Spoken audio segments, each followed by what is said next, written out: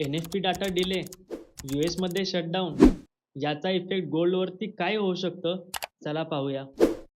N-F-P data release delay झालेला आहे. Because यूएसमध्ये shutdown असल्यामुळे तेथील फंडिंग बिल्स क्लिअर नसल्यामुळे हे शटडाऊन लावण्यात आलेलं आहे. एन-एफ-पी डाटा रिलीज जे करतात त्यांचं पण काम तिथं स्टॉप करण्यात आलेलं आहे. एन-एफ-पी डाटामध्ये आपल्याला कळतं की किती नवीन जॉब्स आलेत आणि किती जणांचे जॉब्स गेलेत.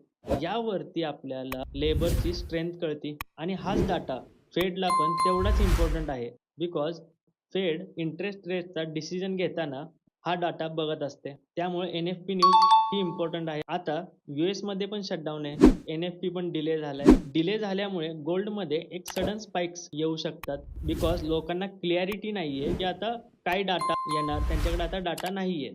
आणि दुसरीकडे आहे यूएसचं शटडाऊन. यूएस शटडाऊन झाल्यामुळे तिथली इकॉनॉमी स्लो होऊ शकते. यूएसचे गव्हर्नमेंटच्या सांगण्यात असं आलं आहे की खूप जणांचे जॉब जाण्याची शक्यता आहे. त्यामुळे इकॉनॉमी स्लो होऊ शकते. त्यांचं डॉलर वीक होऊ शकतं.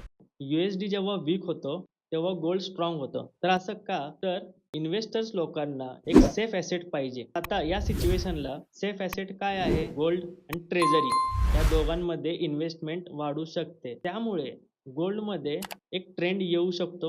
आता आपल्याला ट्रेड प्लॅन करताना न्यूज लक्षात ठेवली पाहिजे की आता काय हालचाल होतात त्याचं पण आपल्याला जरा नॉलेज पाहिजे. एकदा आपल्याला ट्रेंड क्लिअर झाला तर आपल्याला तो ट्रेड प्लॅन करताना काही मिस्टेक्स होत नाहीत. आपण ट्रॅपमध्ये फसत नाही.